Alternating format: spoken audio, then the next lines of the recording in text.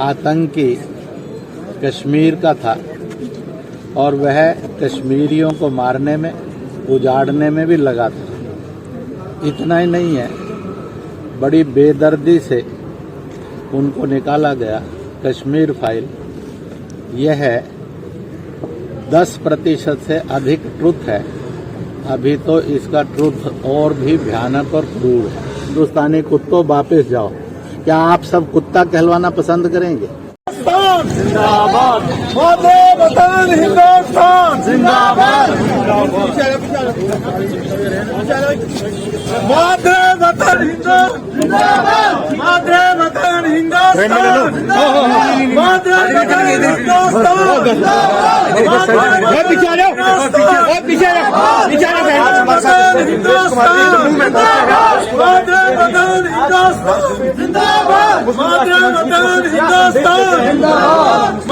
वतन सर अंदर लीजिए, रुका डैश पे देर हो जाएगी। Please please sir, please sir, बस क्या संदेश देंगे सर आप? ऐसा है, लोगों नीचे करो सारे। पूरे विश्व में वर्ष प्रतिपदा और नवरात्रों का शुभारंभ है। उसी के साथ साथ कल रमजान, रोजा इफ्तारी, फिर ईद मिलन का समय है। इन पर्वों को जाति से, मजहब से, दल से और भाषा जुबान से ऊपर उठकर सद्भावना के रूप में और देश प्रेम के रूप में मनाएं, ऐसी मैं अपील करने वाला हूं। इंद्रेश जी, और उस अपील को करता हूं क्योंकि हिंदुस्तान की एक खासियत है कि यह सबको जोड़ता है, इसलिए सबका सम्मान भी करता है और स्वीकार भी करता है। बाकी दुनिया की कोई सभ्यता या लोग दुनिया में सबको जोड़ने में काम नहीं करते। इसलिए ईसाइयों के सारे फिरके, इस्लाम के सब फिरके, अन्य मत पंथों के जो भारत के उनके सब फिरके, अगर दुनिया के अंदर किसी एक देश में इज्जत से जी रहे हैं तो वह हिंदुस्तान था, हिंदुस्तान है और हिंदुस्तान ही रहेगा। एक बात और भी समझ लेनी चाहिए, इसका टेस्टिंग 2019, 20, 21 में हुआ है, जब चीन ने कोरोना नाम का वायरस विकास के नाम पर विनाश वाला बना दिया और वो 60 लाख से अधिक लोग दुनिया के खा गया। कौन सा देश होगा, कौन सी जाति होगी, कौन सी पार्टी होगी, कौन सा मजहब होगा, कौन सी भाषा होगी, अमीर है कि गरीब है, पढ़ा लिखा है कि अनपढ़ है, गांव का है कि कोठियों का है, सबको उसने खाया। ऐसे समय में किसने दुनिया के अंदर इंसान और इंसानियत को बचाया? वो भारत ने। भारत में उस समय भाजपा सरकार थी, लीडरशिप नरेंद्र मोदी की थी। उन्होंने दुनिया के अंदर इंसान और इंसानियत को बचाने के लिए काढ़े दिए, आयुर्वेद यूनानी दवाएं दी, फिर योग दिया, प्राकृतिक चिकित्सा दी, सुरक्षा कवच लॉकडाउन दिया और सब सारी दुनिया मेडिसिन निकालने में फेल हो गई। तब भारत ने वैक्सीन निकालकर इंसान और इंसानियत की हिफाजत करने का सबसे बढ़िया काम किया। जबकि यहाँ पर अनेक पार्टियां और नेता थे जो इस वैक्सीन से नपुंसकता का शोर मचा रहे थे। कई पार्टियां और नेता ऐसे भी थे जो मजदूर और किसान को भगाकर कहते थे तुम मरो ताकि हम राजनीति कर सकें। हिंदुस्तान की तहजीब है वह प्राणियों में सद्भाव हो, विश्व का कल्याण हो। हिंदुस्तान की हुकूमत ने उसका बिजनेस नहीं किया, उसने दुनिया की सेवा करने का एक इनकलाब का संदेश दिया है। कश्मीर फाइल्स को कैसे देखते हैं? आतंकवाद का दौर था उस समय पर, चाहे कश्मीर था और चाहे जम्मू रीजन था, बेमौत लोगों को मारा जा रहा था। विदेशी ताकतें हथियार देकर आतंकी तैयार कर रही थी।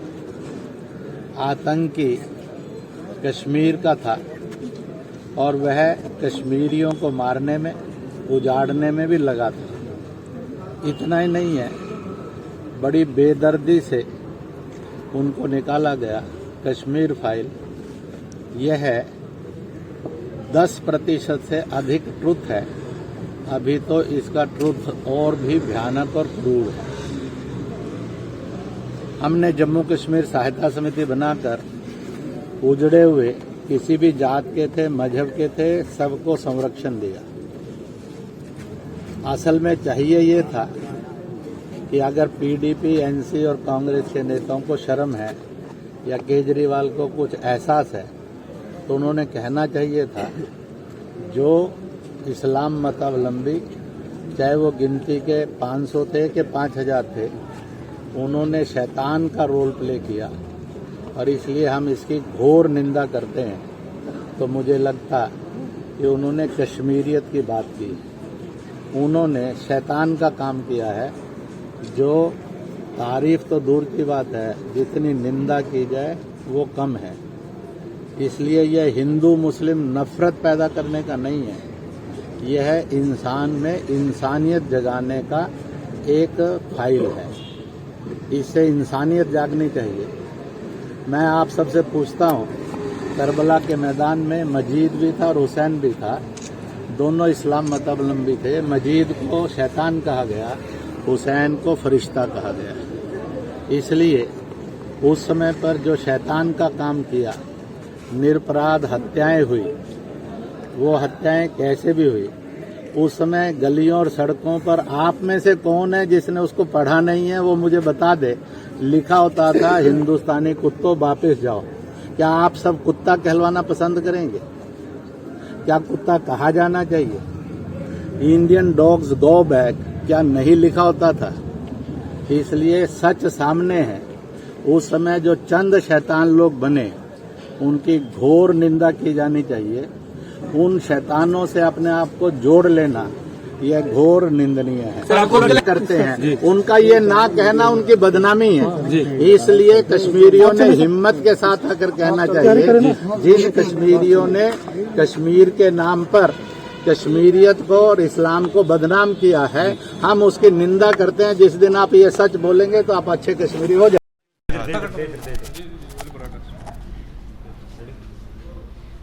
बशीर साहब, being as a district president, आप आज जम्मू आए, इंद्रेश कुमार से मिलकर क्या लगा आपको कि मुस्लिम राष्ट्र मंच का क्या मंशूर है? देखिए, जो इंद्रेश जी ने, जो हमारे चीफ साहब ने यहाँ पे जो भी वर्ड्स बोले, जो भी उन्होंने दिया, वो काबिल तावीज़ है और काबिल तारीफ़ है।